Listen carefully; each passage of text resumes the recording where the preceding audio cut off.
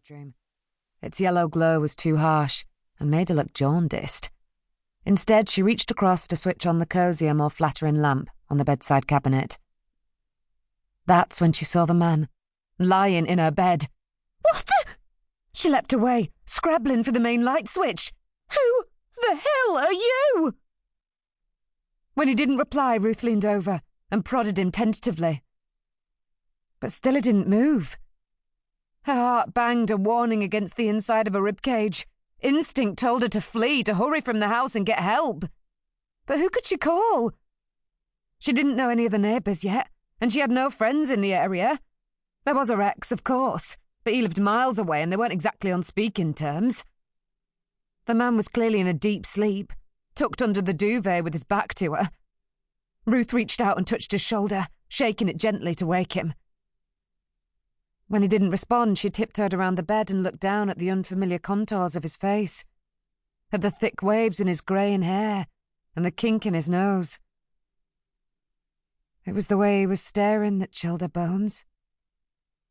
His eyes were green, unblinking. That's when she knew. The man in her bed was dead. Chapter 2. The last thing D.I. Isabel Blood needed right now was a murder investigation. She was supposed to be taking 2 weeks' leave, for God's sake, spending time with her father, who, aside from a few recent conversations on FaceTime and Skype, she hadn't seen for decades. Isabel was on her way to pick him up at the airport when the call came through from DS Fairfax. "We have a body," her sergeant told her. "An unidentified male, found in a property in Hollybrook Close in Bainbridge. The homeowner found him lying in a bed.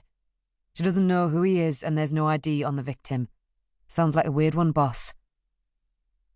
Isabel pulled up in front of the barrier at the entrance to the airport's short-stay car park. "Bloody hell, Dan. The timing couldn't be worse. I'm at East Midlands Airport meeting my dad." She wound down the car window and snatched at the ticket that was spewing out of the machine. "I realise that. I'm sorry, I didn't want to call, but the super insisted. She's cancelled all leave. Wants you at the scene, apparently." For crying out loud, Isabel thought. All I want is a bit of peace and quiet and some time off. Is that too much to ask? When the barrier lifted, she took a deep breath and drove on, scanning the car park for a space. "Are you at the scene yet?" she asked. "I've just arrived." "Okay. Well, you'll have to start without me, and I'll join you as soon as I can.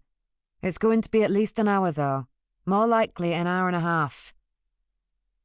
As she parked, she talked through the main priorities and actions with Dan, knowing she could rely on him to manage things until she got there. Once the call had ended, she leapt out of the car and raced towards the airport building. Her dad's plane had already landed. He'd be through passport control by now, reclaiming his baggage. She wanted to be in place, waiting, when he came through into the arrivals area. She was nervous, jittery, eager to see him and yet shy, embarrassed. Until a few months ago, Isabel had been totally in the dark about her father's whereabouts. He'd walked out of her life when she was 14, and had effectively disappeared. In the midst of her last murder investigation, she'd found out he was alive and well, and living in France. She'd also discovered why he'd left all those years ago. That revelation had left the two of them with a few things to work out. Their reunion was destined to have some awkward moments, but even so, Isabel couldn't wait to see him. Inside the arrivals area, she stood shoulder to shoulder with other waiting relatives. A gaggle of taxi drivers had congregated nearby, holding up cardboard signs with surnames scrawled across them. A heady combination of excitement and apprehension was making Isabel feel sick. She took some deep breaths as she waited, trying to suppress her anxiety. When the sliding glass doors from the customs area opened, and she saw her dad walk through, her heart rate thundered into overdrive. Donald Corrington looked exactly as she remembered him, but older, much older. His hair was white now, but at least he still had hair. He'd always been tall and lanky, but age had stooped him a little, and he was thinner, a fraction too skinny. There was a